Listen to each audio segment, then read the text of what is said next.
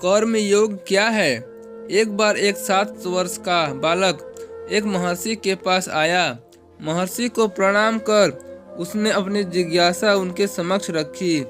बालक बोला, क्या आप मुझे बता सकते हैं कि कर्म योग क्या है? क्योंकि जब कभी भी मैं यह प्रश्न अपने माता पिता से पूछता हूँ तो वे कहते हैं कि अभी तुम्हें इस विषय में सोचने की आवश्यकता नहीं है।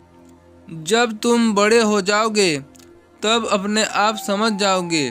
बालक की बात सुनकर महर्षि मुस्कुराए और उन्होंने बालक से कहा, मैं तुम्हें इस प्रश्न का उत्तर दूंगा, लेकिन अभी तुम यहाँ शांतिपूर्वक बैठ जाओ। बालक उनकी आज्ञा का पालन कर उनके पास जाकर बैठ गया।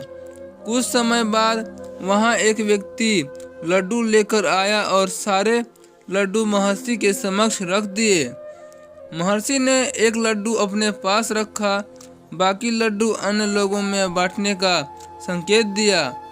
अब लड्डू बालक के हाथों में थमाते हुए महर्षि बोले, जब तक मैं उंगली से रुकने का इशारा नहीं करता तब तक तुम लड्डू खाते रहोगे।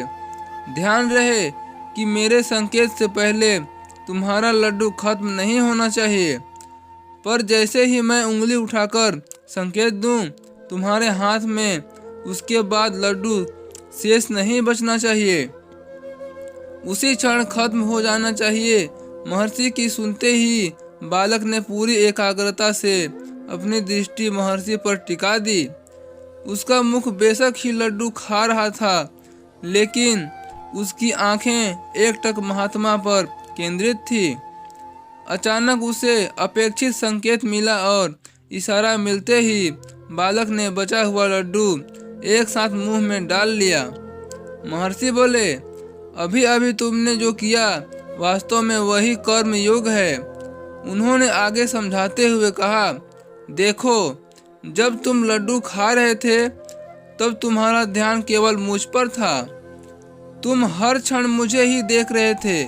ठीक इसी प्रकार संसार के सभी कार्य व्यवहार करते हुए भी अपने मन मस्तिष्क को ईश्वर यानी पूर्ण गुरु पर केंद्रित रखना, यानी ईश्वर में स्थिर रहते हुए अपने सभी कर्तव्यों को पूरा करना ही वास्तविक कर्मयोग है। जय जय श्री राधे राधे। दोस्तों, हमें इस कहानी से क्या सीख मिलती है कमेंट करके जरूर बताइए। चैनल पर पहली बार आए हैं तो चैनल को लाइक शेयर सब्सक्राइब जरूर कीजिए। फिर मिलते हैं नए इंटरेस्टिंग स्टोरी के साथ।